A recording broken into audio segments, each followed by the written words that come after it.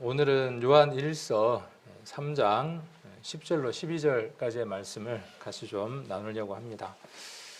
그 중에서 중요한 구절을 3장 11절로 이렇게 선택을 했습니다. 그래서 오늘의 주제는 처음 들은 소식입니다.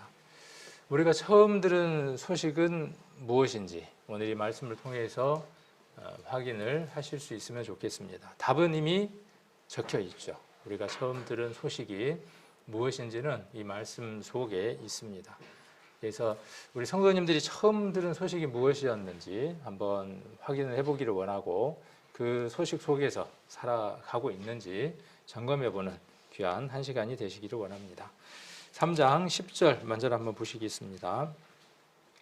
3장 10절 요한 1서 3장 10절입니다. 이러므로 하나님의 자녀들과 마귀들의 자녀들이 나타나나니 무릇 의를 행치 아니하는 자나 또는 그 형제를 사랑치 아니하는 자는 하나님께 속하지 아니하니라. 이러므로라고 했으니까 앞에 있는 내용하고 연관이 있는 거죠. 상호 연관이 있다. 말이 연결되기 위해서 이 말씀들을 이야기를 하고 있는 것이고, 그래서 이러므로라고 하는 것은 무엇을 말하고 있는 것일까요? 이러므로 앞에 있는 내용, 의를 행하는 자, 다른 표현으로 앞에 그 문맥상으로 뭐냐 하면 죄를 범치 않는 자를 얘기를 합니다. 그러니까 죄를 범하는 자는 요한 1서에서 무엇이라고 이야기를 하고 있느냐 하면 사단에게 속해 있는 자다. 그러나 죄를 범하고 있지 않는 자는 하나님에게 속한 사람이다 하는 얘기를 하고 있는 겁니다.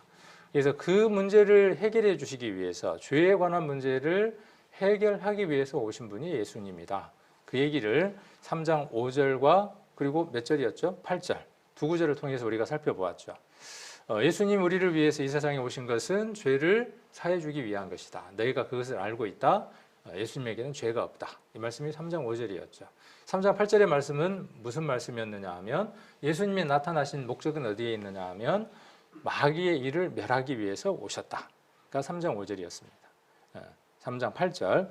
그래서 이러므로라고 하는 얘기는 앞의 내용과 연관되어져 있는 겁니다. 그래서 이러므로 하나님의 자녀들과 마귀의 자녀들이 나타나는 겁니다. 드러난다 그 말입니다. 그냥 우리가 그 사람의 소속이 어디인가 하는 것들을 우리가 점검해 보려고 하지 않더라도 그 사람의 삶을 보면 그가 어떻게 살아가는가를 보면 그가 하나님의 자녀인지 사단의 자녀인지 마귀의 자녀인지 알 수 있다. 무엇을 통해서? 하나님의 말씀을 순종하는 사람인지 불순종하는 사람인지를 통해서 드러난다. 이렇게 이야기를 하고 있습니다.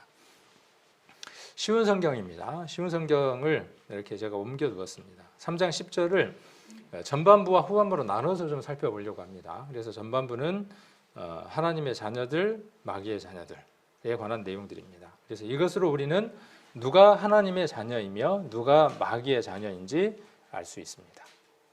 그 사람 속에 무엇이 들어있는지를 그가 어떤 가치관과 어떤 신념과 무엇을 바라보고 살아가는지를 무엇을 통해서 알 수 있느냐 하면 그의 삶을 통해서 알 수 있는 겁니다.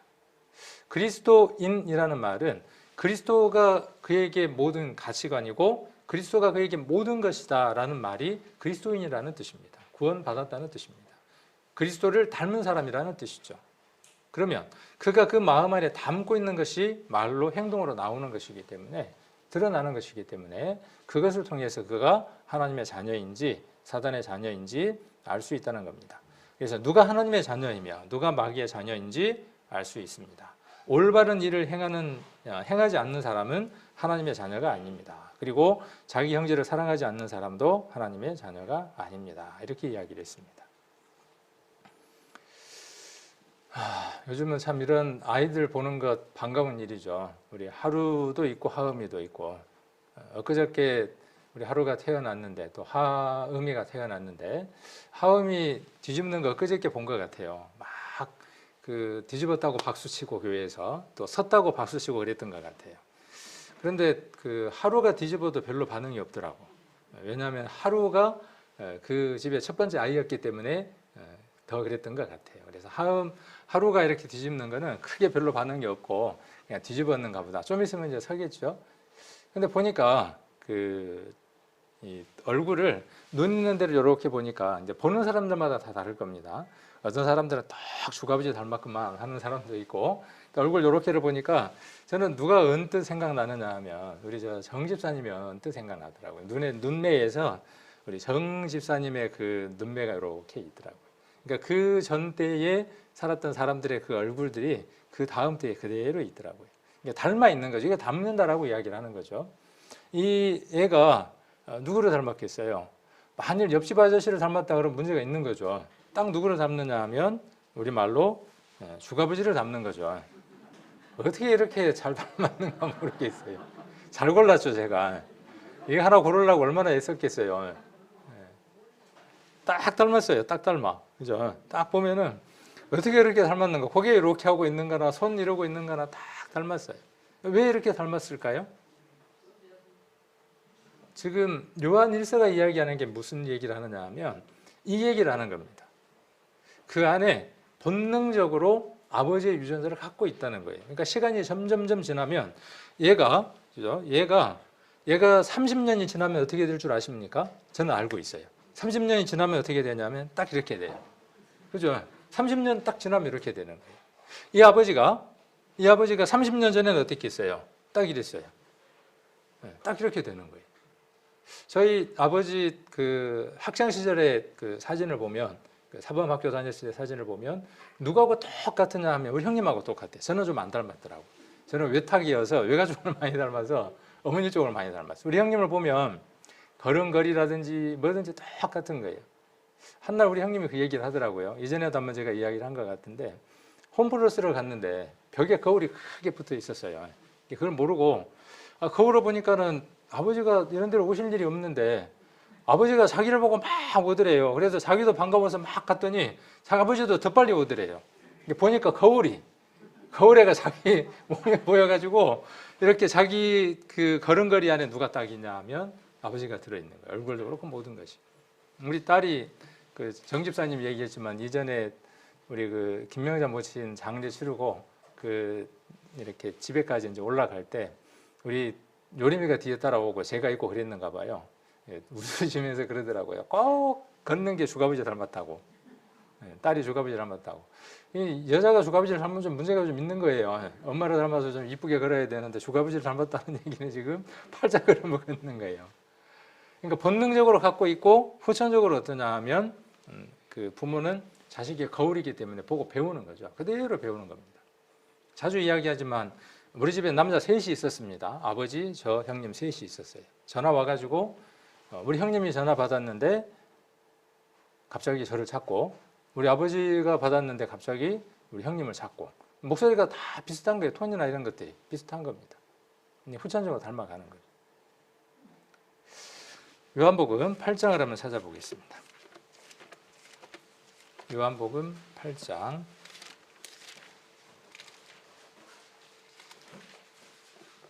44절입니다. 요한복음 8장 44절.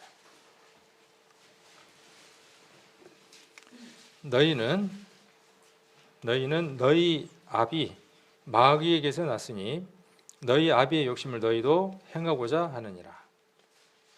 자, 아비가 마귀니까 아버지니까 그 아버지의 행습, 생각 모든 것들을 그대로 닮아서 한다. 그렇게 예수님 말씀하시는 거죠. 그러니까 너희는 지금 누구라고 이야기하느냐 하면 하나님의 자녀가 아니라고 이야기를 하시는 거죠. 예수님이 이 세상에 오신 목적이 어디에 있느냐 하면 요한 1서 3장 5절 8절에 기록되어 있는 것처럼 그 사단에게 속한 자를 불러서 예수님에게 속한 자로 하나님에게 속한 자로 바꾸려고 오시는 거죠. 오셨죠. 근데 그들이 자기가 하나님의 자녀가 아니라는 사실을 깨닫지 못하면 구원함을 받을 길이 없습니다. 자기가 하나님의 자녀라고 착각하고 있다면 이거 해결할 방법이 없는 거예요. 그러니까 예수님은 전국을 찌르시는 거죠. 너희 행습과 너희 생각과 너희 모든 것들을 한번 돌아보라는 거예요. 살펴보라는 거예요. 살펴보면 어떤 행습을 갖고 있다는 거예요? 너희 아버지의 행습을 갖고 있다는 거예요. 너희 아버지의 행습이 무엇이라고 지금 나열을 하느냐 하면 욕심이라는 거예요. 욕심. 죄의 출발은 이 욕심에서 출발을 했습니다. 아담과 하와도 마찬가지죠. 하나님과 같은 자이며 하나님처럼 만들어진 귀한 인생이 하나님과 같이 되게 된다는 그 사단의 유혹에 휩쓸려서 욕심이 잉태된 거죠. 그 심령 안에 욕심이 들어온 것이죠. 이게 죄의 출발점, 첫 출발은 어디에 있느냐 하면 욕심입니다. 무언가를 하고자 하는, 하나님 안에서가 아니라 다른 것 속에서 하고자 하는 그 강한 욕구가 죄의 출발점입니다. 그러면 이 죄를 멈출 수 있는 방법은 어디에 있을까요? 이 본능이, 욕심이 하나님의 것이 아닌 사단으로부터 왔다는 사실을 인지하고 그것이 이미 십자가 안에서 끝났다는 사실을 발견할 때 힘이 생기는 겁니다. 그것이 하나님의 자녀입니다. 그것이 반복되어질 때 누구의 모습을 닮아가느냐 하면 아버지 하나님의 모습을 닮아가는 겁니다. 자식은 부모를 닮는 것이 당연한 겁니다. 목소리까지, 행동까지, 얼굴까지.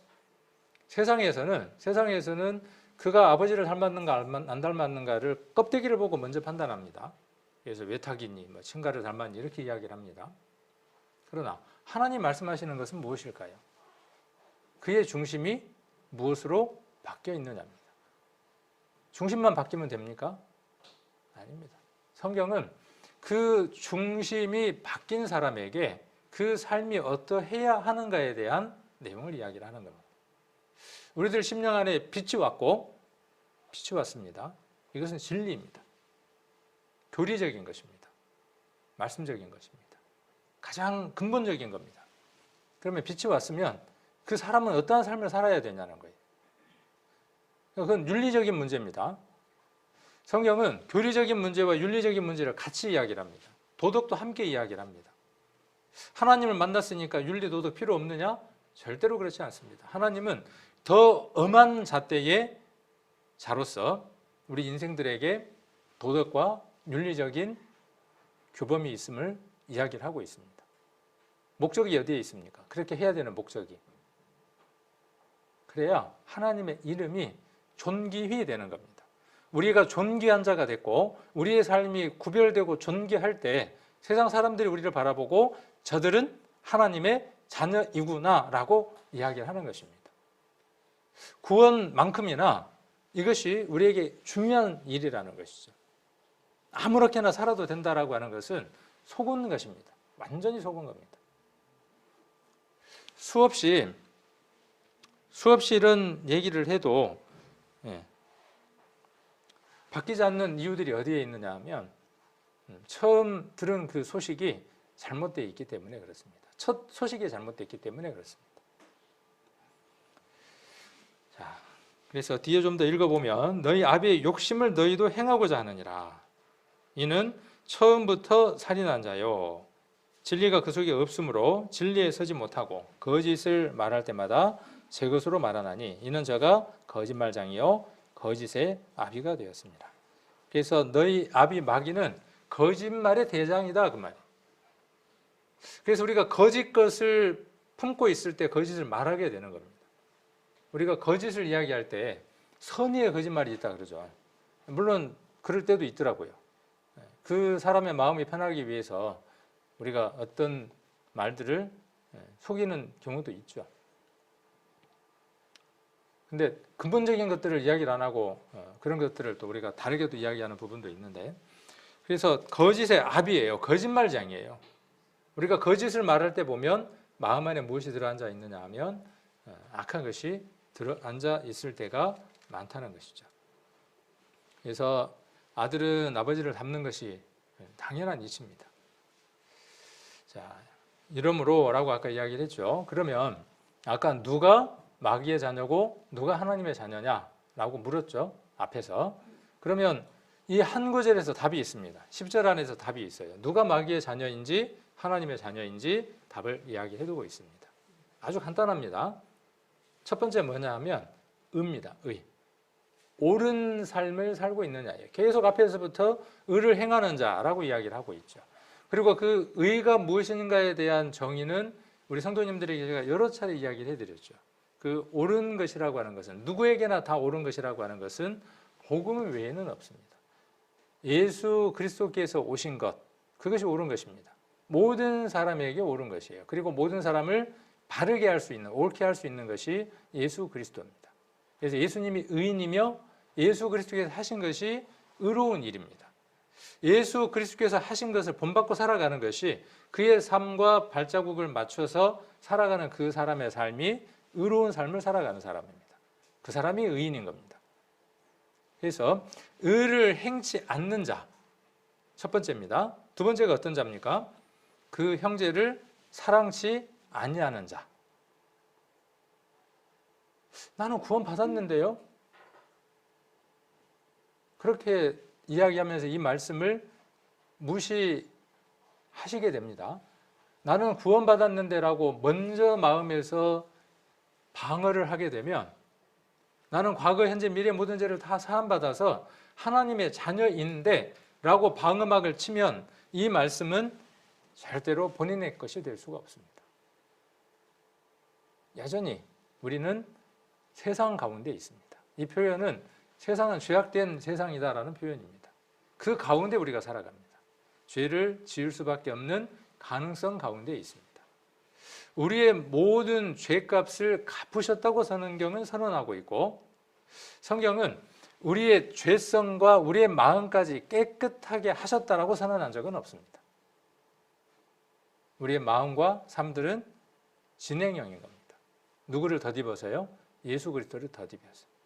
우리의 영은 하나님의 자녀로서 온전하게 구원을 이루었다고 선언하고 있고, 이거는 뭐 수없이 이야기하고 있는 것이니까.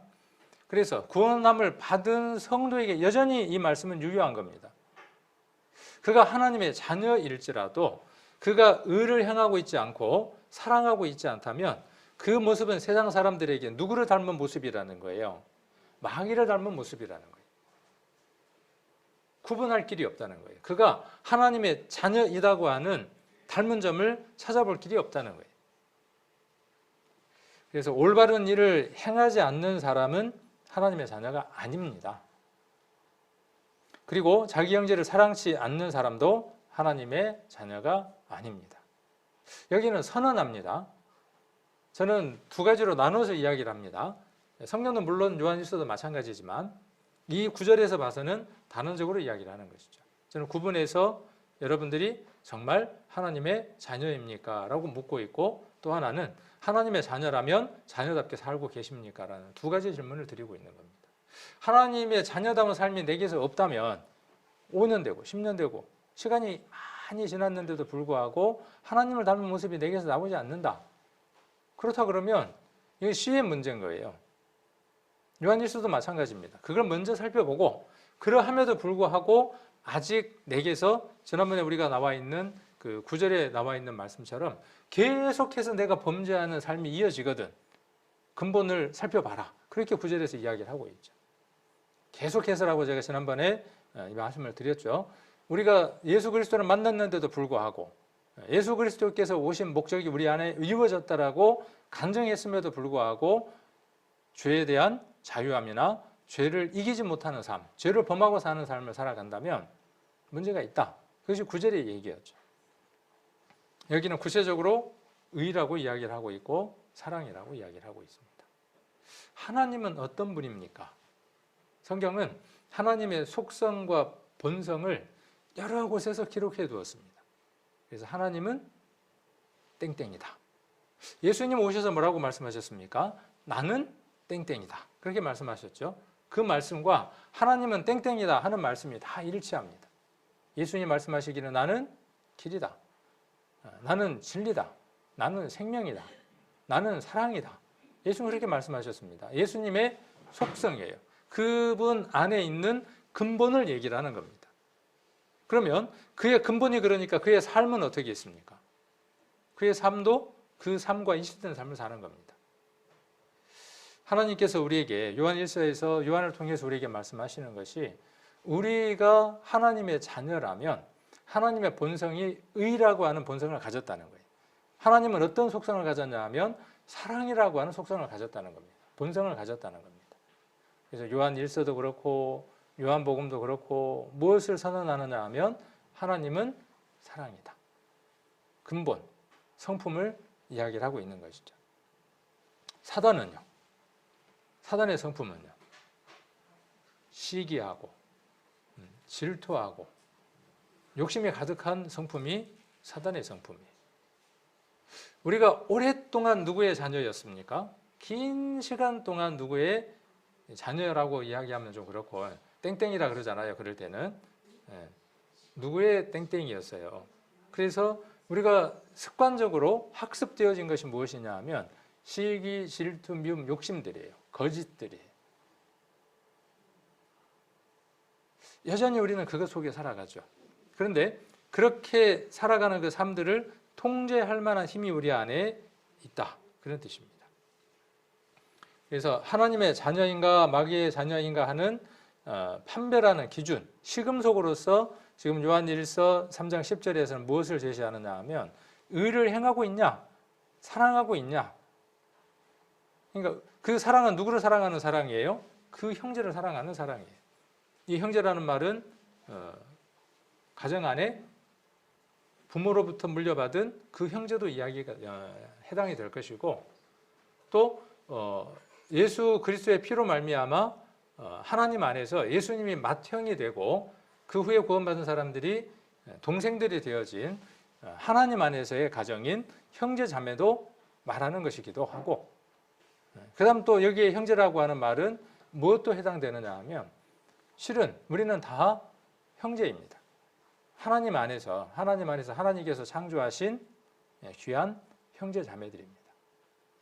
그들이 비록 지금은 사단의 자녀로 있지만 하나님이 그들을 하나님의 자녀로 삼으시기 위해서 준비해 두신 새로운 생명이기도 합니다. 그 형제, 똑같은 형제입니다. 다 마찬가지예요. 내 친형제, 교회 안의 형제, 또 저 밖에 있는 형제. 어떤 면으로 보면 성경이 이야기하고자 하는 그 초점들을 본다 그러면 하나님의 관심은 지금 어디에 있느냐 하면 오늘 이 순간 이곳에 계시기도 하지만 그래서 우리가 모이는 이 모임도 지난주에 말씀드렸던 것처럼 하나님 나라의 뉴스에서는 대서특필되는 거죠. 야, 아무개가 교회를 안 나오더니 오늘 교회를 나왔단다. 왜 교회를 나온 줄 아느냐? 그의 마음이 회복되어서 왔단다. 구역 모임 안 나오던 사람들이 구역 모임을 나왔는데 그 사람들이 오늘 구역 모임에 나왔다. 수요일 날 나왔다. 대서특필되는 겁니다. 그리고 그 안에서 간증을 할 때 그곳에 모인 사람들도 힘이 되어지지만 이번 주 구역 모임이 그랬습니다. 이번 주 구역 모임이 제게는 몇 달 만에 근 1년 만에 회복된 그 구역 모임이었지만 우리 형제 자매들의 그 간증 속에서 하나님을 닮은 예수 그리스도를 닮은 또 그분을 만났던 그 체험들이 단어 하나하나마다 그 표현 하나하나마다 드러나서 너무나 행복한 시간이었어요. 정말 행복하더라고요. 그리고 제가 집에 가면서도 제가 뭐라고 이야기했느냐면 여태 물론 구역 모임 다 그랬지만 여태 구역 모임 중에 최고로 기분이 좋더라. 누구누구는 이렇게 성장했더라. 누구누구의 모습은 이렇게 변화되어졌더라. 참 감사하더라. 그런 것이죠. 그것도 형제입니다. 그런데 밖에 있는 저 사람들이 이 안으로 들어오게 하기 위해서 우리의 존재가 있는 것이죠. 자, 그래서 형제를 사랑하지 않는 사람은 하나님의 자녀가 아니다. 이렇게 선언을 하고 있습니다. 한번 돌아봐야 되겠죠. 의를 행치 않는 자. 의가 무엇인지 여러분들이 이제 머릿속에서 쭉 나열하실 수 있겠죠. 의라고 하는 게 무엇인지. 나열하실 수 있어야 됩니다. 이제는. 자, 그리고 형제를 사랑한다는 말도 여러분 심령 가운데에 정리가 되실 수 있을 겁니다. 요한일서 3장 11절을 보시면 우리가 서로 사랑할지니 이는 너희가 처음부터 들은 소식이라. 자, 여기 이렇게 돼 있습니다. 우리는 서로 사랑해야 합니다. 해도 되고 안 해도 되고가 아니라 사랑해야 한다는 거예요. 서로 사랑해야 됩니다. 여기는 아까 말씀드렸던 것처럼 내 피를 나눈 형제, 구원받은 형제, 구원받지 못한 세상 사람들 다 우리가 포함되지만 요한 1서에서는 좀 더 좁은 의미로 들어가는 것이죠. 교회 안에 있는 우리들을 두고 이야기를 하는 겁니다. 서로 사랑하라는 겁니다. 이는 그랬어요. 서로 사랑하라는 말은 여기 지금 이렇게 이야기를 합니다. 너희가 처음부터 들은 소식이라는 거예요. 이 사랑하라는 말은 구원받고 나서 어느 날 갑자기 들은 말이 아니라 처음부터 들었던 말이다. 이렇게 이야기를 하고 있습니다. 맞나요? 처음부터 들었습니까? 저는 이 성경이 오랫동안 이해가 안 됐어요. 내가 처음 들은 소식은 죄사함 받았다는 소식인데 구원받았다는 소식인데 어디에? 어떻게? 어떻게 처음 들은 소식이 이것일까? 우리는 서로 사랑해야 합니다. 여러분이 처음부터 들어온 말씀은, 여기는 처음부터 들어온 말씀이죠. 그러니까 조금 더 이해가 쉽죠. 처음부터 들어온 거예요. 우리가 처음부터 들어야 하는 얘기가 무엇이었느냐? 서로 사랑하라요. 그러니까 서로 사랑하라는 이 말은 굉장히 중요한 얘기인 것이죠. 처음부터 들어온 말씀은 우리가 서로 사랑해야 한다는 것입니다. 이렇게 이야기를 하고 있습니다. 자, 처음부터 들은 소식이 무엇일까요? 복음? 복음이죠. 우리에게는 복음이잖아요. 처음부터 들은 소식이 복음. 복음은 무엇입니까? 복음. 그러니까 복된 소식. 복된 소식이 뭡니까? 기쁜 소식. 기쁜 소식이 뭡니까? 죄에서 모든 사함을 받았다는 거예요. 특히 과거, 현재, 미래의 모든 죄를 다 사함받았다고 하는 기가 막힌 메시지. 동의하시죠? 셔도 아멘이. 자, 그것은 사랑의 목적지입니다. 그리스도께서, 하나님께서 우리 인생을 사랑하신 그 사랑의 목적 가운데 하나입니다. 그게 목적이고 전부가 아니라 죄 사함을 이루시려고 예수님께서 이 세상에 오셔서 그 일을 행하신 것이 예수 그리스도의 목적의 전부가 아니라, 그것은 사랑을 하신 이유에 대한 내용들입니다. 왜 사랑하셨냐는 거예요. 그래서 우리가 처음부터 들은 소식은 이것입니다. 그러니까 우리의 생각이 바뀌어야 돼요. 요한일서를 통해서 우리의 생각과 그동안에 우리가 이해하고 있었던 것들이 정리가 돼야 됩니다. 우리의 많은 설교들을 들었던 지식들은요, 이 퍼즐처럼 우리의 생각 가운데 흩어져 있습니다. 많은 설교들이 여러분 안에 조각이 나서 이곳 저곳에 막 흩어져 있습니다. 어느 사람은 5년, 10년, 15년, 20년 그 말씀들을 듣고 들었던 말씀들이 이곳저곳에 조각조각들로 펼쳐 있습니다. 그 조각들을 여러분들은 일상의 그 삶들을 통해서 그림을 맞추는 일들을 하셔야만 합니다. 조각을 맞추는 일들을 하셔야 합니다. 우리 교회의 최고의 장점은 전도 집회가 그 일을 해주는 것입니다. 전도 집회는 설교의 많은 조각들을 한 그림으로 만들 수 있도록 먼저 정리를 해주는 것이 전도 집회입니다. 그래서 이렇게 들은 말씀들이 여러분의 그 하나의 그림, 도화지 위에 그 그림들이 하나씩 그려져서 형체로 이루어져 가야만 합니다. 그래서 처음 들은 소식이 죄사함을 받았다. 과거, 현재, 미래의 모든 죄를 사함받았다고 하는 그 그림의 조각이 이제는 순서를 어떻게 맞춰줘야 되느냐 하면 처음 들은 소식이 사랑이었다. 그래서 사랑 안에서 그 사랑이 우리 인생이 영원한 불못으로 가는 그 이유, 그것 때문에 죄값을 치러야 된다는 것 때문에 그리스도께서 오셨다. 그러니까 그리스도께서 죄를 사해 주신 것은 무엇 때문이냐 하면 우리를 사랑하셨기 때문이다 하는 것이죠. 자, 요한복음 지금 찾아져 있죠. 요한복음 3장을 한번 보겠습니다. 전도집회 때 너무나 많이 들었던 말씀이고 잘 외우고 있는 말씀이기도 합니다. 요한복음 3장 16절. 하나님이 세상을 이처럼 사랑하사 독생자를 주셨으니 이는 저를 믿는 자마다 멸망치 않고 영생을 얻게 하려 하심이니라. 나는 죄사함을 얻었어. 과거, 현재, 미래 모든 죄를 다 사함받았기 때문에 나는 하나님 나라에 갈 수 있는 영생을 얻은 사람이 됐어. 죄사함 받은 날이 이 날이야. 기뻐. 거기는 목적지예요. 그 일을 이루시기 위해서 지금 16절 초반에 무엇을 이야기를 하고 있습니까? 하나님이 세상을 사랑하셨다는 거예요. 세상이 어떤 곳인데요? 세상이 어떤 곳입니까? 살만한 곳이죠. 비둘기가 있고 까마귀가 있습니다. 그렇죠? 세상은 까마귀가 살기에 최적의 장소입니다. 방주로 돌아가지 않아도 먹을 것들이 널려 있는 장소가 세상입니다. 까마귀에게는 부패한 사람이 없습니다. 이 세상. 그렇게 세상 안에서 모든 것들을 썩어 지는 것들을 뜯어먹고 살아가는 그 까마귀와도 같은 그 인생들을 위해서라는 말을 여기서는 하나님이 세상을 이처럼 사랑하사 이렇게 표현하고 있는 겁니다. 버려버리고 한번 말씀으로 벼락을 쳐버리면 태워져서 아무것도 남지 않을 아무런 가치 없는 인생들.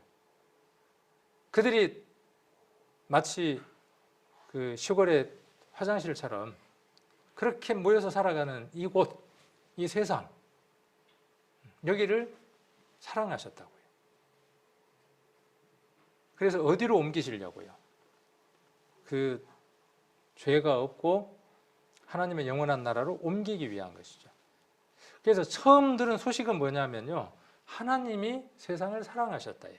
하나님이 우리를 사랑하셨다예요. 그 사랑이 먼저예요.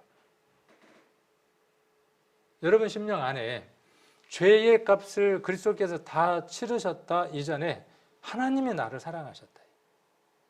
그 사랑이 얼만큼 큰지를 우리가 떠올려 보는 거죠. 그래서 우리 요한 1서에서 지난번에 말씀을 드렸죠. 어떠한 사랑을 우리가 받았는지 생각해 보는 것이죠. 지난번에 장기식 이야기했잖아요. 2개 중에 하나 주는 것 쉽다 그랬잖아요. 쉬운 일 아닙니다, 결코. 근데 내 몸에 하나밖에 없는 장기 줄 수 있어요, 없어요? 준다는 건 생명을 내어놓는 겁니다. 생명을 내어놓는 것은요, 자기의 전부를 내어놓는 겁니다. 사랑의 완성체인 겁니다. 왜요? 그 사람에게 새로운 생명을 주기 위한 것이죠. 그 걸림이 죄이기 때문에 그 죄의 문제를 해결하기 위해서 십자가를 선택하신 것이죠. 하나님 우리에게 모든 것을 이식하기 위해서 우리의 것이 아닌 자기 것으로, 자기의 생명으로 우리를 바꾸시기 위해서 우리를 사랑하셨다. 그렇게 말씀하고 계시죠. 15장도 한번 보겠습니다. 15장 12절입니다.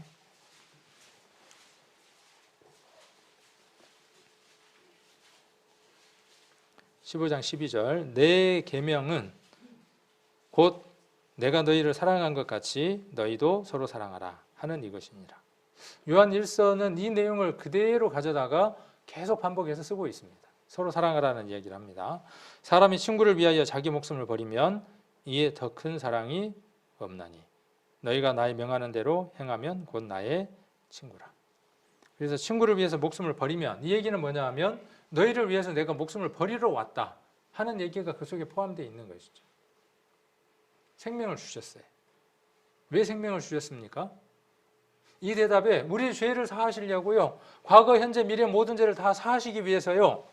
그렇게 답을 한다면 초보적인 답이 되는 겁니다. 이제 왜요? 우리를 사랑하셨어요. 그 사랑을 많이 닮은, 하나님의 사랑을 많이 닮은 이 세상에 어떤 모형체가 있다 그러면 부모가 자식을 사랑하는 사랑일 겁니다. 또 이성 간의 사랑일 겁니다. 그래서 뜨거운 사랑은요, 자기 몸까지도 주죠. 실제로 급박한 상황이 되거나 그러면 자기 목숨을 내어놓습니다. 왜요? 자기 생명보다 자기 자녀나 사랑하는 사람의 생명이 더 크기 때문에 그렇습니다. 그 사랑이 우리를 죄의 값을 치르게 했습니다. 치렀습니다. 누가복음 10장도 한번 보겠습니다. 그래서 사랑하셨고 예수님도 뭐라고 말씀하시느냐 하면 누가복음 10장 찾아놓으시고 예수님도 뭐라고 말씀하시느냐 하면 사랑하라고 말씀하시죠. 그러면 이 사랑이라고 하는 말이 예수님께서 오셔서 새롭게 하시는 말씀일까요? 요한 1서에서 요한도 그렇게 이야기를 합니다. 내가 계명 하나를 이야기하는데 이 계명은 새로운 계명이 아니다라고 이야기를 하죠. 옛날부터 있었던 계명이다. 그렇게 지금 요한 1서에서 이야기를 하고 있죠. 그럼 어떤 계명이냐는 거예요. 예수님이 말씀하신 사랑, 그 사랑도 예수님이 만들어내신 특별한 첫 계명이 아니라는 것이죠. 이 계명은 언제부터 주어진 계명이라는 것이죠? 처음부터 주신 계명이에요. 하나님께서 우리에게 주신 계명이라는 것이죠. 누가복음 10장을 한번 보시면 10장 25절입니다. 25절. 자, 제가 보는 성경에 단락을 나누어 놓기를 25절부터 시작해서 37절까지를 한 단락으로 나누어 놨습니다. 그리고 제목이 뭐라고 제목을 붙여놨냐 하면 선한 사마리아 사람이라고 제목을 붙여놨어요. 저는 거기에다 이렇게 줄을 긋고 다른 제목을 붙였어요. 그동안에 계속 퍼즐을 맞추는 사람들은 그 퍼즐을 던져주는 사람들이 어떤 퍼즐로 제목을 붙여서 던져줬냐 하면 선한 사마리아라고 하는 제목으로 이 퍼즐을 던져줬어요. 그러니까 받아먹는 사람들도 그 퍼즐의 이름이 뭐예요? 선한 사마리아인이에요. 자, 그런데 앞뒤의 내용 가운데에서 중요한 것을 한번 보자는 것이죠. 처음 들은 소식이 무엇인지라고 하는 그 프레임 속에서 이 성경을 한번 이해해 보자는 거예요. 그러면 선한 사마리아인이 제목이 아닌 겁니다. 자, 제목의 서두는 어디에 있냐? 25절부터 있습니다. 어떤 율법사가 일어나 예수를 시험하여 가로되 선생님 내가 무엇을 하여야 영생을 얻으리이까? 26절 예수께서 이르시되 율법에 무엇이라 기록되었으며 내가 어떻게 읽느냐? 27절 대답하여 가로되 내 마음을 다하며 목숨을 다하며 힘을 다하며 뜻을 다하여 주 너의 하나님을 사랑하고 또한 내 이웃을 내 몸과 같이 사랑하라 하였나이다. 예수께서 이르시되 내 대답이 옳도다. 이를 행하라. 그러면 살리라 하시니. 자, 그래서 나온 비유가 무엇이냐 하면 예수님이 이 비유를 말씀하신 것이죠. 그러면 이 비유가 목적이 어디에 있는 거예요? 지난번에도 제가 이 말씀을 드렸지만 알레고리적 해석을 위한 것으로 해석을 한다 그러면 주막은 교회고 선한 사마리아인은 누구고 A는 B고 이런 식으로 등식을 성립을 시켜서 성경을 이해하는 것 우리에게 조금 유익하다고 말씀을 드렸죠. 유익합니다. 그래서 기름은 성령이다. 이렇게 우리가 이야기하는 것 우리에게 유익하기도 합니다. 그러나 이 말씀을 전하고자 했던 누가의 본뜻, 성경에 기록된 본뜻은 어디에 있느냐 하면 영생을 어떻게 얻느냐는 겁니다. 무엇을 해야 영생을 얻느냐는 겁니다. 영생의 그 본질, 이 구절에서 이 선한 사마리아인 비유에서 예수님이 또 누가가 말하고자 하는 목적이 어디에 있냐는 거예요. 오늘 요한 1서를 통해서 이 말씀을 보시면 사랑이라고 하는 것 안에 있다는 거예요. 율법의 모든 요구가 어디에 있다는 거예요? 사랑이라는 거예요. 그러면 율법의 요구를 이해했다면 이 율법사가 율법의 요구를 이해했다면 그는 어떤 사람이 되어 있어야 맞습니까? 하나님을 사랑하고 있는 사람이어야 하고 이웃을 사랑하는 사람이어야 된다 그 말이에요. 결론은 어디에 있습니까? 지금 율법사는 이웃 사랑을 행하고 있지 못하는 사람이다라고 이 성경은 지적하고 있는 것이죠. 의를 행하고 있지 않다. 형제를 사랑하고 있지 않다라고 지금 책망하고 있는 것이죠. 율법사에게. 그런데 율법사는 장애예요, 지금. 그러죠. 지금 못 알아먹는 거예요. 나무다리만 긁고 있는 거예요. 누가 내 이웃입니까? 하고 이렇게 묻는 거예요. 나무다리 긁고 있는 거죠. 우리도 그럴 수 있습니다. 왜요? 뭘 모르면요. 이야기하고자 하는 요지를 모르고 다른 데만 잡으면 그럴 수 있다고요. 우리는 이 말씀이 어떤 말씀인지를 제대로 퍼즐을 맞춰서 제자리에다가 올려놓을 수 있어야 돼요. 그리고 다른 그림들을 그곳 옆에다가 배치를 할 수 있어야만 하는 겁니다. 그래서 처음 들은 소식은 하나님의 세상을 이처럼 사랑하셨다는 거예요. 율법의 요구가 무엇이냐 하면 사랑이라는 거예요. 하나님을 사랑하라는 거예요. 율법이 말하는 바는 거울이에요. 하나님을 사랑할 수 있는 인생이 되지 못한다예요. 이웃을 사랑할 수 있는 인생이 되지 못한다는 거예요. 하나님을 기쁘게 드릴 수 있는 인생이 아니다는 것이에요. 이웃을 사랑할 수 있는 본성이 너희 안에 없다예요. 율법이 요구하는 바가. 그래서 어디로 돌아오라는 거예요? 누구에게로? 너희가 하나님으로부터 멀리 떠나 있으니까 내게로 돌아와야 한다라고 율법이 선언하고 있는 것이죠. 그러면 그 율법의 요구를 어떻게 할 수 있습니까? 완성할 수 있는 것이죠. 누구 안에서요? 예수님 안에서. 그래서 이 얘기를 하고 있는 거예요. 이 말씀을 하고 계시는 거예요. 누가 그 일을 행했다는 거죠? 지금 이 선한 사마리아인이 이러한 방법으로 율법의 요구를 충족시켰다. 선한 사마리아인이 한 일이 무엇이다? 구체적으로 그가 이렇게 한 게 뭐다? 사랑이다. 자, 그래서 결론이 뭡니까? 37절에 36절에 내 의견에는 이 세 사람 중에 누가 강도 만난 자의 이웃이 되겠느냐? 이게 목적이에요. 37절 가로되 자비를 베푼 자니이다. 가로되 형제를 사랑하는 사람입니다. 뭐 같은 얘기예요. 자, 예수께서 이르시되 가서 너도 이와 같이 하라 하시니라. 그러니까 이 비유의 목적은 어디에 있는 겁니까? 가서 이와 같이 하라에 있는 거예요. 우리 성도님들이 말씀을 읽으면서 성령은 기름이구나, 아 그렇구나, 아 귀한 거 깨달았구나, 그렇게 하라고 이 말씀을 주신 것이 아니라 가서 누구처럼요? 강도 만난 자가 누구라는 사실이에요? 세상 사람들이 지금 강도 만난 자 아닙니까? 우리가 예전에 어떤 사람들이었어요? 강도 만난 사람들이었어요. 우리의 영과 혼과 몸이 강탈당한 자였어요. 더 강한 자에게 쇠사슬에 묶여 있었던 자들이에요. 그런 자를, 우리를 사랑하는 사람이 있었기 때문에, 의를 행하려고 하는 사람들이 우리들 주변에 있었기 때문에 그 쇠사슬을 풀어주려고, 예수님을 만나게 하려고 이 교회를 데려온 사람들이 여러분들이었죠. 그래서 이곳에 그 초청을 입은 사람들이 와서 형제 사랑이 무엇인지, 하나님 사랑이 무엇인지를 알게 되어진 자들, 처음 들은 소식이 이 소식이에요. 아, 하나님의 사랑을 안 사람들은, 구원을 받은 사람들은 영혼을 사랑하는 사람들이구나. 그 영혼 사랑이 있기 때문에 시간도 투자하고 자기 물질도 투자하고 내가 그렇게 구박해도 그 구박을 이겨냈구나. 나를 정말로 사랑했구나 하는 걸 아는 거죠. 복음 깨닫고 나면요, 아, 저 사람들이 나를 얼만큼 사랑했구나 하는 걸 알게 됩니다. 하나님의 사랑을 알게 됨과 동시에 그들이 나를 얼만큼 사랑했는지를 알게 되죠.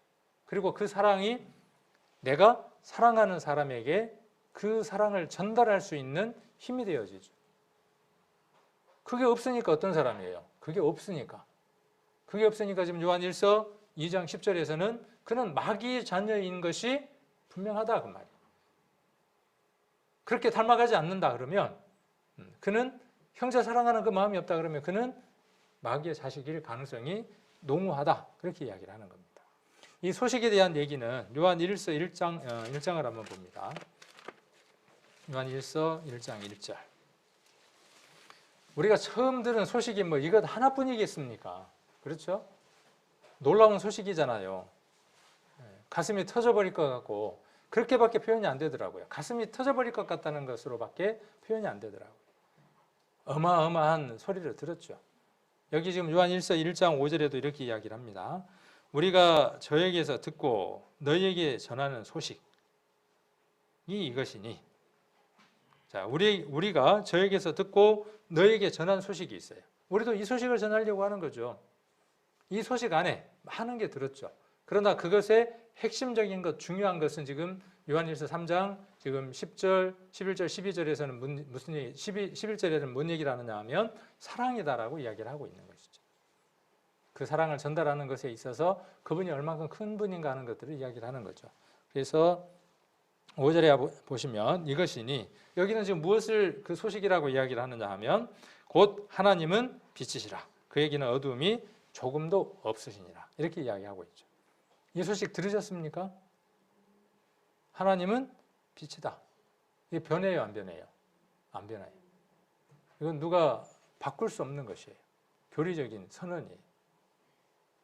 교리라 그러니까 좀 부담되나요? 이 교리가 제대로 세워져 있지 않으면 교회는 아무런 의미가 없습니다. 그래서 하나님은 빛이다 하는 이것은 굉장히 중요한 메시지죠. 소식이, 우리가 전해야 할 소식, 우리가 반드시 들은 소식이에요. 그 다음 또 하나 소식을 지금 요한 1서 3장 11절에는 이야기하고 있는 것이죠. 그 소식이 무엇이라고요? 11절에 사랑이다는 거예요. 사랑. 윤리적인 거예요. 사랑은 윤리적인 거예요. 하나님이 빛이다 하는 것은 교리적인 것이다 그러면, 하나님은 사랑이다 하는 것은 어떤 얘기냐 하면 그렇게 우리가 인정하고 끝나야 되는 것이 아니다 그 말이에요. 하나님이 빛이다, 우리가 인정하고 수용하고 받아들여야 될 메시지예요. 그러나 우리가 하나님과 같은 빛이 될 수는 없어요. 반사체는 될 수는 있지만 하나님은 사랑이다. 그리고 여기 처음 들은 소식이 서로 사랑하라 하는 이 얘기는 무슨 얘기냐 하면, 서로 사랑하라 하는 것은 어떤 얘기예요? 우리의 행함에 대한 얘기예요. 윤리적인 얘기예요. 우리가 복음을 들은과 동시에 하나님이 우리를 사랑하셨다고 하는 그 메시지 안에 어떤 메시지가 들어있느냐 하면 사랑하라고 하는, 서로 사랑하라고 하는 그 윤리적인 메시지가 들어있다고요. 사랑하라 그 말은 윤리적인 거예요. 도덕적이고 윤리적인 겁니다. 사랑을 하지 않으면 어떤 사람이 되죠? 비윤리적인 사람이 되는 거죠. 사람들이 손가락질하는 거죠. 감옥 가요, 안 가요? 사랑하지 않았다고 뭐 감옥 갑니까? 윤리적인 문제예요. 그러나 하나님 안에서는 이 사랑이 있느냐 없느냐, 옳은 그 일을, 사망에서 생명으로 건져내는 그 옳은 일들을 하느냐, 하려고 하느냐, 하고 있느냐, 앞으로도 할 것이냐, 사랑을 하느냐, 앞으로도 할 것이냐, 이 모든 것들. 여기 그래서 사랑할지니라는 말은 헬라어 아가포멘이라는 뜻인데, 아가포멘이라는 단어인데 현재형이에요. 현재형. 그때도 사랑했고 지금도 사랑하고 앞으로도 사랑해야 하는 것이죠. 현재, 지금 현재 그리스도인에게 요구되는 사랑이 지속적인 것을 암시하고 있다는 거죠. 그래서 서로 사랑하라 하는 말은 근원적이고 윤리적인 것을 이야기하는 것이죠.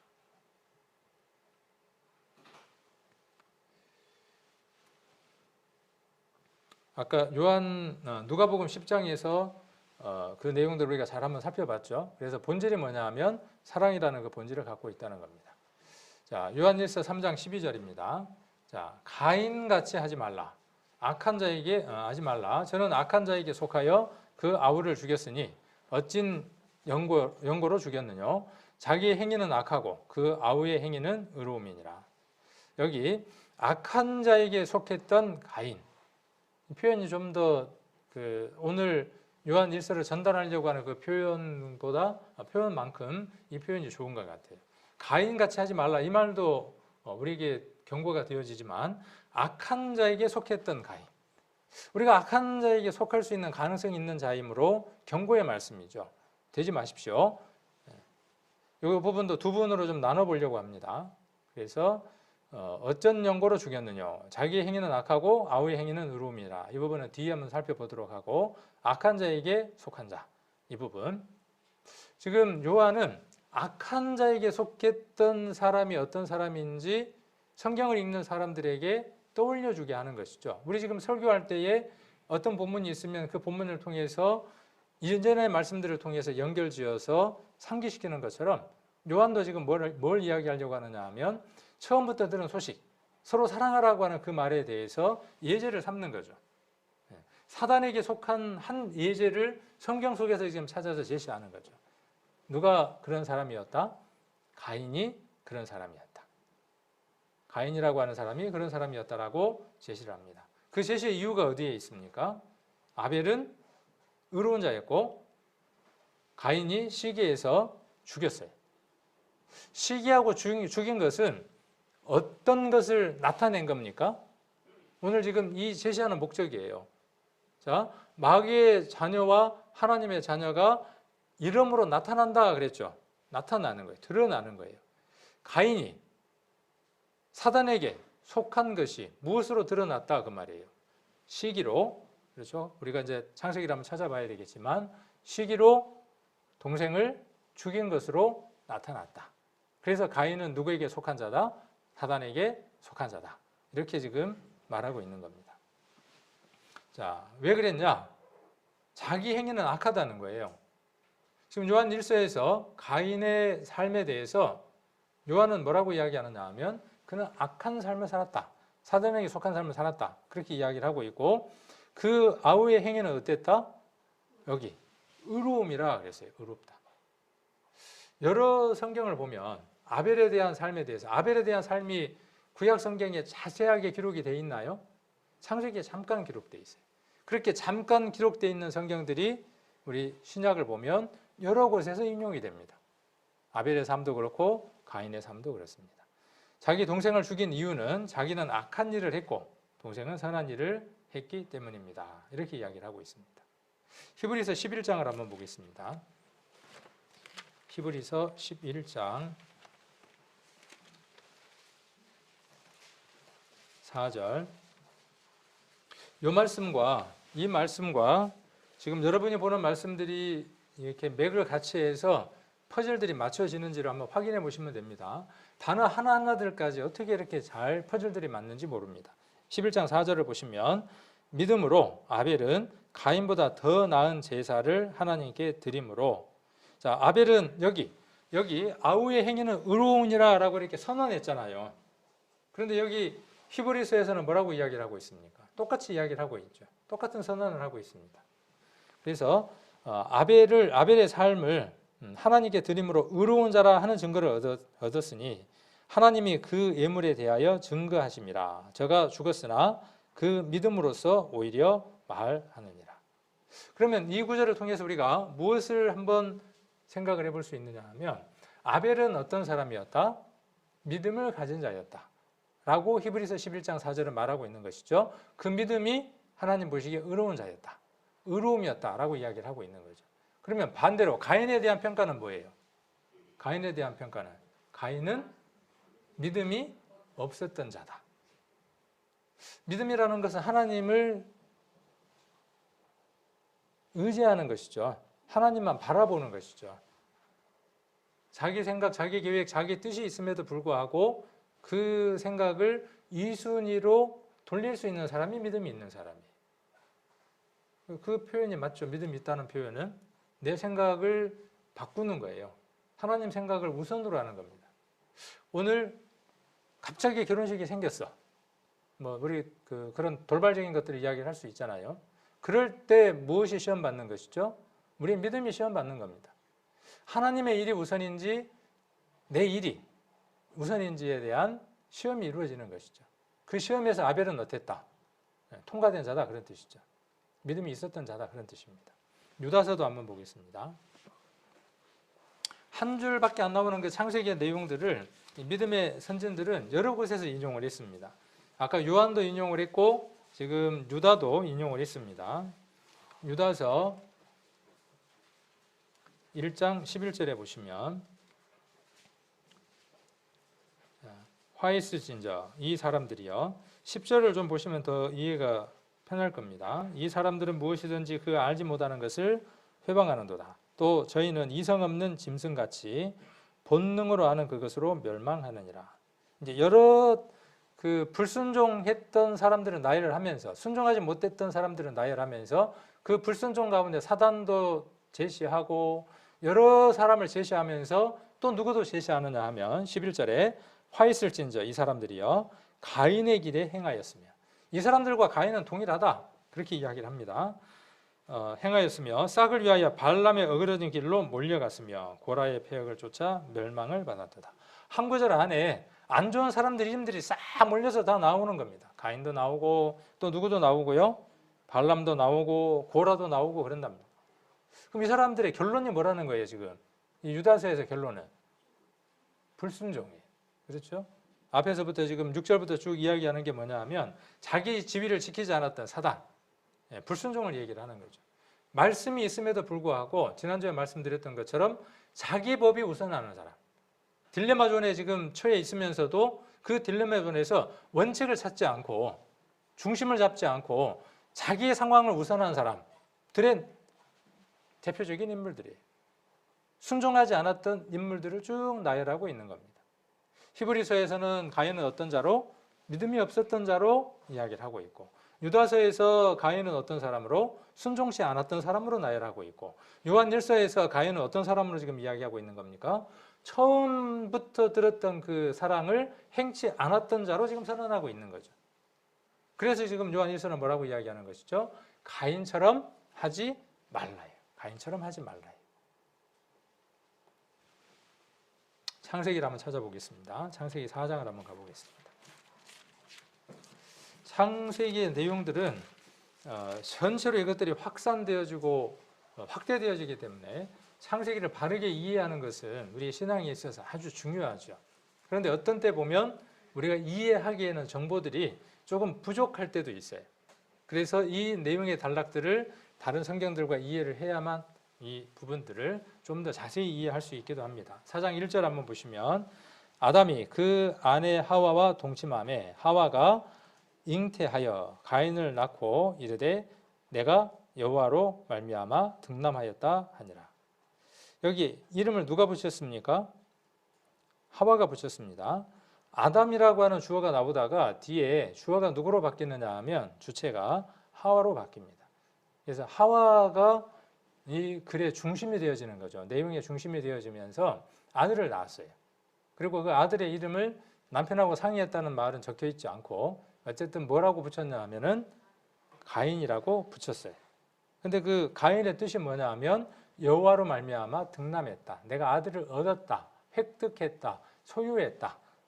가인이라는 이름의 뜻이 뭐냐 하면 그런 뜻이에요.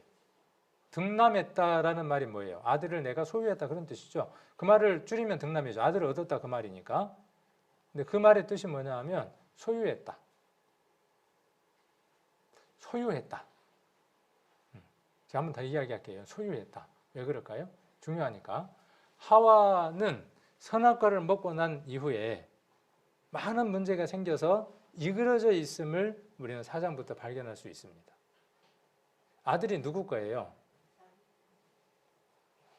아들이 내 것이다 라는 의미로 뭐라고 붙였다고요? 가인이라고 붙였다고요. 우리는 이런 생각들을 해보질 않죠. 누군가가 또 이야기해주면 우리는 그 퍼즐 하나를 또 거기다 넣는 겁니다. 우리 말씀 듣는 것은 그래서 유익하죠. 여러분들이 이제 말씀을 들으면서 어떻게 해야 되겠죠? 그 옆에다가 더 많은 퍼즐들을 맞춰 나가면 간증거리가 되는 거죠. 삶의 중요한 이야기거리들이 나오는 겁니다. 그래서 말씀을 읽어야 하는 것이죠. 봐야 하는 것이고요. 와서 듣는 것 이것도 중요하지만 여러분들이 스스로 봐야만 하는 겁니다. 오늘 전해드리는 것은 제게 느껴진 것들, 배워진 것들을 여러분들에게 전달하는 것이고 내 것이다 그 말이에요. 그럼 남편도요. 아들로 말미암아 누구 거라는 말이 생략되어 있는 거죠. 내 것이다 라는 말이에요. 이 안에 많은 그런 정보들이 들어 있습니다. 짧지만. 자, 2절. 그가 또 가인의 아우 아벨을 낳았는데 아벨이라고 하는 것 안에 아벨이라고 하는 사람을 누군가에게 종속시켰어요. 표현을 한번 봐보세요. 누구예요?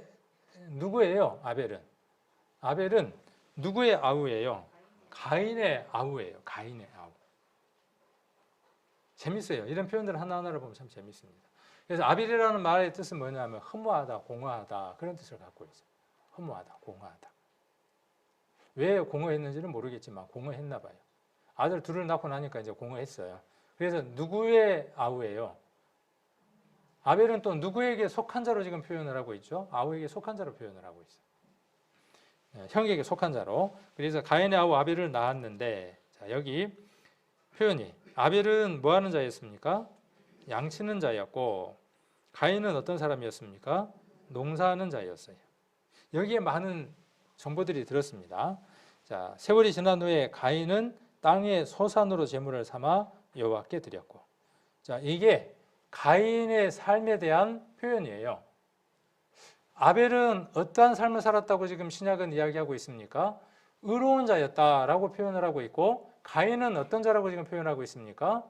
믿음이 없었던 자다, 불순종했던 자다, 사랑치 않았던 자다라고 표현을 했단 말입니다. 성경에서. 그러면 그 정보를 어디에서 우리는 충분히 얻을 수 있냐 하면 여기에서 얻을 수 있죠.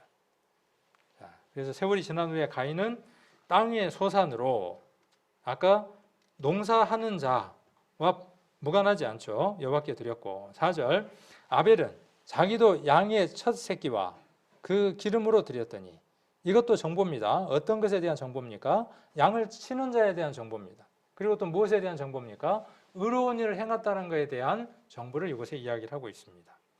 자, 여호와께서 아벨과 그 제물은 연락하셨으나 연락이라는 말은 무슨 뜻입니까?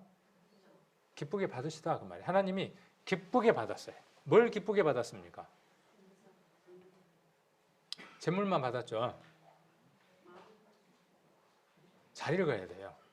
잘 읽어야 돼요. 한번 읽어봅니다. 잘 다시 한번 보면 자 4절에 아벨은 자기도 양의 새끼와 그 기름으로 드렸더니 여호와께서 아벨과 그 제물은 연락하셨으나 자 5절 가인과 그 제물은 아벨과 그 제물은 그렇죠? 가인과 그 제물은 아벨과 그 제물은 이렇게 읽을 때는 의미가 있으니까 이렇게 읽겠죠.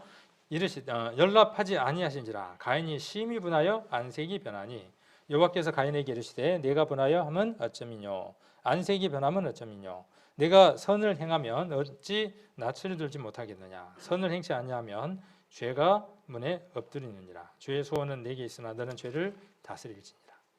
하나님이 경고하시죠. 그에게 뭐라고 경고하십니까? 그러한 사단에 속한 그 삶이 나타날 수 있는 딜레마 존에 있다라고 하나님이 어떻게 해주시는 거예요? 사인을 주시는 거죠. 누구처럼요? 우리에게도 동일합니다. 너 지금 형제를 사랑하고 있지 않는 거야? 네가 해야 될 일을 하고 있지 못하는 거야? 하고 지금 사인을 보내고 있는 겁니다. 내게 죄의 소원이 있어? 하고 지금 사인을 보내는 겁니다. 그리고 뭐라고 말씀하시는 거죠?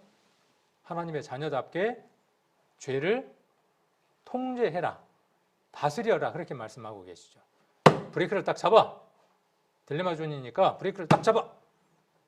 우리 삶에 있어서 마찬가지예요. 더 나아가면 안 돼요. 더 진행해서는 안 돼요. 칼을 들고 지금 기다리고 있어요. 그 사건 생각나시죠? 칼을 들고 지금 죽이려고 기다리고 있어요. 사람은 못 봐. 짐승은 봤어. 우리의 삶이 그럴 수 있다 그 말이에요. 지금 요한일서도 그 경고를 하고 있는 거죠. 브레이크를 딱 잡아야 될 시점 가운데 있는 거예요. 그런데 가인은 어떻게 했습니까? 그러지 못했어요. 더 계획을 세우죠. 둘로 살짝이 나와봐. 내가 고구마 구워놨으니까 한번 와봐. 그리고 뒤에다가는 뭘 감추고 있고 앞에다가는 고구마 들고 있고 뒤에다가는 뭘 들고 있고 고구마보다 더 큰 돌멩이를 들고 있는 거죠. 라고 성경에 기록되어 있지는 않아요. 또 성경에 그렇게 기록되어 있다 그래라. 그리고 오니까 어떻게 해요? 아나 고구마 그리고 어떻게 해요? 뒤에서 고구마보다 더 큰 거 갖고 그렇게 죽였는지 뭐 어떻게 죽였는지는 모르지만 죽였어요. 왜 죽였습니까? 미움이에요. 미움. 다른 말로 사랑치 않았기 때문에 그런 거예요.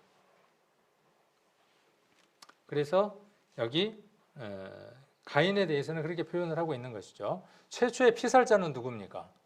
성경에서 나오는 최초의 피살자, 살인자. 참 불명예스럽죠. 그리고 이 아벨의 첫 이 피살은 성경 여러 곳에서 이야기를 합니다. 여러 곳에서 인용을 하고 있습니다. 자, 양치는 자 아벨입니다. 자, 이렇게 히브리어에서는 이야기를 합니다. 히브리어는 오른쪽에서 왼쪽으로 읽습니다. 왼쪽에서 오른쪽이 아니라 그러니까 라의 촌 이렇게 있습니다. 양치는 자예요. 자, 무슨 뜻이냐 하면 풀어보면 사전을 찾아보면 풀을 먹이다, 친구가 되다 그런 뜻을 갖고 있어요. 라에라는 말은. 그래서 작은 가축이나 혹은 양떼를 먹이는 거예요. 그래서 이 라에라고 하는 라아라고 하는 이 단어 속에는 사귀다, 친구가 되다, 먹이다, 함께 거하다 그런 여러 가지 뜻을 갖고 있는 단어입니다. 그러니까 양을 어떻게 했다는 거예요? 우리가 단순하게 양을 쳤다, 목동이 됐다의 이상의 의미를 이 히브리어 단어 속에 담고 있는 거예요. 다른 사람을 먹이는 거예요. 다른 존재를 먹이는 거예요. 그게 의로운 거예요. 그의 삶이 의로운 거예요. 그와 그의 재물을 받으신 거예요. 그냥 딸랑 양을 한 마리 콱 죽여갖고 갖다 드렸다? 그래서 의로운 자가 됐다? 천천만만의 콩떡이에요.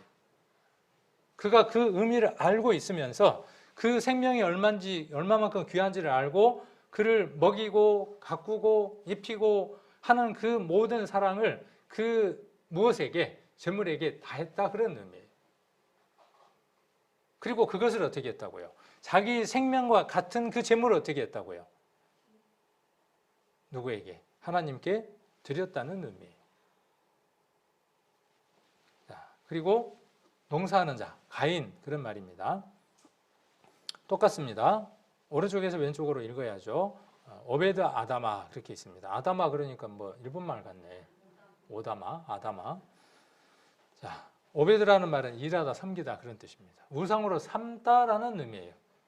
그래서 예배드리다는 말의 의미이기도 해요. 오베드라는 말은. 그러니까 우리가 이해하고 있는 것보다 훨씬 더 많은 것들을 단어 속에 함축하고 있죠. 그래서 히브리어나 헬라어나 영어 공부를 하면 좋다 그런 의미가 그래서 그렇습니다. 저도 이런 책들을 읽어보지 않았다면, 이번에 이 요한일서를 공부하지 않았다면, 또 창세기를 좀 더 공부하지 않았다면 이런 부분들을 간과했겠죠. 그래서 공부는 죽을 때까지 하는 거죠. 좋은 겁니다. 해야만 하는 겁니다. 우리가 알고 있는 그 모든 것들이 성경과 연관되어질 때 더 큰 것들로 우리 안에 와닿기 때문에 그렇습니다. 그래서 일하다, 섬기다, 예배하다 그런 뜻입니다. 아담아라는 말은 무슨 말이냐 하면 땅, 육지, 토지, 흙 그런 뜻을 갖고 있지만 이 말은 창세기 6장에서 무엇으로 다시 바뀌느냐 하면 육체라고 하는 단어로 바뀝니다. 그러니까 육신을 땅에서 나오는 그 소산을 육신이 먹으면서 그것을 의지하고 숭배하고 섬겼다는 뜻이에요. 그의 삶이 무엇 중심으로 움직였다는 거예요. 자기 중심으로 움직였고 무엇 중심으로 움직였다는 겁니까? 땅을 중심으로 움직였다는 거예요. 아벨은요? 아벨은 그렇지 않다는 거예요. 그래서 여기 창세기에서 무엇을 말하고 있느냐 하면 그와 그의 재물이에요. 그냥 재물이라고 이야기하지 않았어요. 그와 그의 재물은 받으시고 그와 그의 재물은 받지 않으시고 이렇게 되어 있습니다. 여러분의 삶을 하나님이 받으시는 삶이 되어야만 합니다. 여러분의 삶을 하나님이 어떻게 받으시느냐? 여기 와서 앉아 있으면 예배 드리는 것이냐? 이 예배를 받으시느냐? 받으신다고요. 여기 나와 있는 여러분의 이 모습이 무엇과 연관되어 있기 때문에 여러분의 앞에 있는 삶과 연관되어 있기 때문에 그렇습니다. 여러분이 재물을 드리든 시간을 드리든 어떤 걸 하나님 앞에 드리든 두 가지로 나눠지는 겁니다. 딱 둘로 나눠지는 겁니다. 아벨과 가인으로 나눠지는 겁니다. 다른 사람을 위해서 생명을 살리는 그 일을 위해서 양을 치는 그 일을 위해서 그의 삶이 매 순간 움직였느냐? 그리고 그것으로 이곳에 와서 지금 예배를 드리고 있느냐? 아니면 세상, 저주받아버린 그 세상, 썩어져 버릴 그 세상에 모든 관심을 두고 그것으로 말미암아 살아가면서 살다가 이곳으로 와서 예배라고 하는 형식으로 앉아 있느냐? 하나님 어떻게 하시겠습니까? 하나님이 기쁘신 것은 받으실 거 아니에요. 여러분 삶들 안에 그것을 받으실 겁니다. 그런 상황이 지금 가인과 아벨의 상황인 겁니다. 아벨은 양치는 일을 했고 히브리어로 로에존, 촌, 젠 이렇게 이야기하기도 하고 아벨은 양을 먹이는 자, 곧 목동이 되었다는 뜻이다. 여기에 사용된 동사 로에는 먹이다라는 동사 라아의 분사형이다.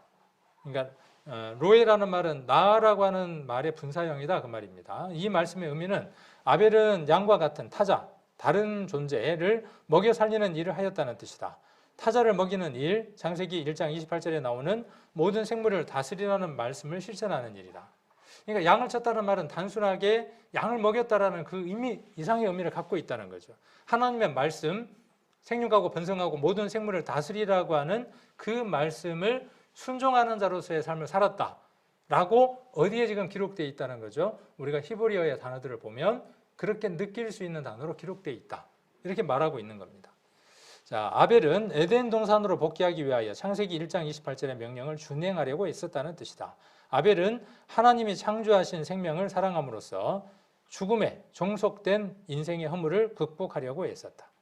엄마가 맨날 부를 때마다 뭐라고 그러는 거예요? 아벨아, 아이고 이 허무한 놈, 공허한 놈. 그러고 부르는 겁니다. 큰아들을 부를 때마다 뭐라고 불러요? 아이고 내 것, 아이고 내 것 이러고 부르는 거예요. 오냐 내 것, 귀한 것 그러고 부르는 겁니다. 근데 아벨을 부를 때는 뭐라고 불렀다고요? 공허하다고 불렀다고. 솔로몬이 그렇게 이야기를 했던 거죠. 아벨은 왜 엄마가 공허하다고 불렀을까? 뭔가 생각을 했겠죠. 그러면 공허하지 않는 삶이 무엇일까? 또 생각을 했겠죠. 우리 인생이 그런 것처럼요. 이 공허한 세상 안에서 공허하지 않는 삶의 가치가 있을 텐데 그것이 무엇인가? 그걸 생각하고 살아가는 것이 의로운 삶인 것이죠. 믿음이 있는 삶을 살아가는 사람의 삶입니다. 그래서 아벨은 믿는 모든 성도의 삶의 대표적인 모습입니다. 창세기에 나와 있는 그 짧은 구절이 우리의 삶의 모습을 기록해 놓은, 대표해 놓은 글이기도 합니다. 반면 가인은 농사하는 자였습니다. 히브리어로 오베드 아다마인데 오베드나 말은 섬기다는 동사의 분사형이고 목적어 아다마는 흙을 가리킵니다. 흙은 창세기 3장 23절에 규정된 대로 자신의 육체를 구성하는 물질입니다. 흙과 인체는 동일하다. 전도 집회 때 이야기를 많이 했죠. 너는 흙이니 흙으로 돌아가라고 말씀하셨으니까. 그 흙으로 돌아가 버릴 인생을 위해서 그 흙 속에서 뭔가 소산물을 얻으려고 땀을 흘리고 살아가는 버려져 버린 인생들의 대표적인 모습이 가인이라고 하는 삶의 모습입니다. 여러분의 삶의 모습이 수요일, 주일, 금요일 잘 나옵니다. 잘 나와요. 다른 사람이 보기에는 뭐예요? 야, 참 대단한데? 근데 일상의 생활 속에서는요. 열심히 땀을 흘리면서 뭘 해요? 썩어져 버릴 것을 관심을 두고 살아가. 매일 그것만 쳐다보고. 그럼 가인의 삶과 별반 다를 바가 없다는 거죠. 그와 그의 재물, 그와 그의 삶은 일치되는 겁니다. 그래서 무엇으로 산제사를 드리는 겁니까? 우리의 몸으로, 시간으로 우리가 산제사를 드리는 거죠. 자, 창세기 6장에 이 아다마를 육이라고 해석을 합니다. 똑같은 단어로 해석을 합니다. 가인은 육신을 섬기는 삶을 살았다는 뜻이다. 가인은 이기주의에 빠져서 자기 중심적으로 살았다. 가인이 농사를 짓때 자신의 욕심을 채우는 이기적인 사람이 되었다. 가인은 인류 최초의 타락한 농부가 된 것이다. 농사 짓는 게 잘못됐어요? 이렇게 이야기하니까 농사 짓는 게 잘못됐대. 농사는 지으면 안 되고 오로지 뭘 해야 돼요? 양을 쳐야 돼. 이 뭔가 그림을 잘못 맞추는 거예요. 양을 치는데 그 양에 대한 목적을 모르고 그가 양을 쳤다면 하나님은 그와 그의 재물이라고 말할 때 연락하시지 않는다고요.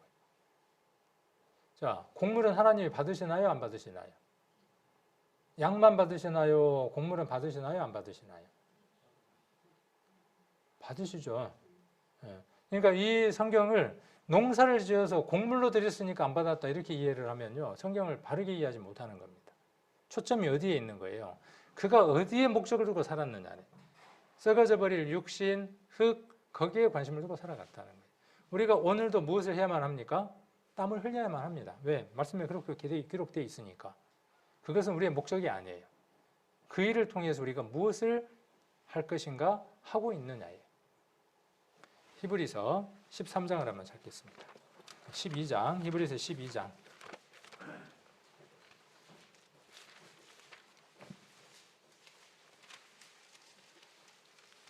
12장 24절입니다.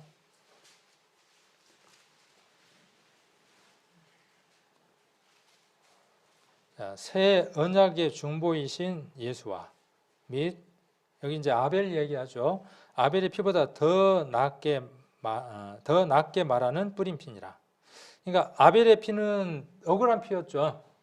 그런데 그 피보다 누구의 피가요? 새 언약의 중보이신 예수, 그의 피를 얘기를 하는 것이죠.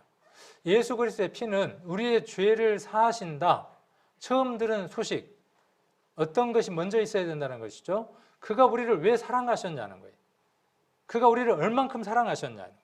그리고 우리는 지금 그분을 얼만큼 사랑하고 있냐는 거예요. 그분의 형상을 입은 형제 자매를 얼만큼 사랑하고 있고 그의 사랑이 머물러야 하는 저 세상 사람들에게 우리가 어떻게 하고 있느냐예요. 25절, 너희는 삼가 말씀하신 자를 거역하지 말라. 땅에서 경고하신 자를 거역한 저희가 피하지 못하였거든. 하물며 하늘로 쫓아 경고하신 자를 배반하는 우리일까 보냐. 삼가 말씀하신 자를 어떻게 하라고요? 거역하지 말라는 거예요. 오늘 요한 1서에 나와 있는 의를 행하는 것, 형제를 서로 사랑하는 것, 이것이 처음 들은 소식이라는 거예요. 이것을 행하는 사람이 하나님의 자녀라는 것이에요. 이 말씀을 거역하는 것, 불순종하는 것, 가인의 모습인 것이죠. 오늘 이 말씀이 여러분 안에 들어와서 아벨처럼 순종하는 그런 삶을 우리 성도님들이 살아가시기를 원합니다. 세상 사람들이 여러분들을 보시면서, 여러분들을 보면서, 야, 저게 예수를 믿는 사람의 표본이구나. 주변 사람들에게 예수 믿으려면 저렇게 믿어야 돼. 내가 다른 교회는 안 가지만 당신 교회는 꼭 갈게. 그렇게 말을 들을 수 있는 하나님의 자녀다운 삶이 되시기를 원하고, 그렇게 살아가는 최종적인 목적지가 우리의 목적지지만 그렇게 살아갈 때 복음을 전하는 사람들이 아니라, 그렇죠? 우리는 또 어떤 그 왜곡 하나가 있냐 하면 그렇게 살아갈 때 말을 하려고 합니다. 내가 그렇게 사라지면 그때 복음을 전하려고 합니다. 속는 겁니다. 그렇게 사라지든 안 사라지든 여러분들은 복음을 전하십시오. 그 복음이 하나님 우리를 사랑하셨다고 하는 그 사랑이 여러분들이 전하는 그 복음의 메시지에 맞는 삶으로 바꾸어 나갈 겁니다. 복음은 능력입니다. 사랑은 여러분에게 특별한 변화를 일으켜 낼 겁니다. 그 변화를 몸소 체험하는 우리 성도님들 되시기를 원합니다.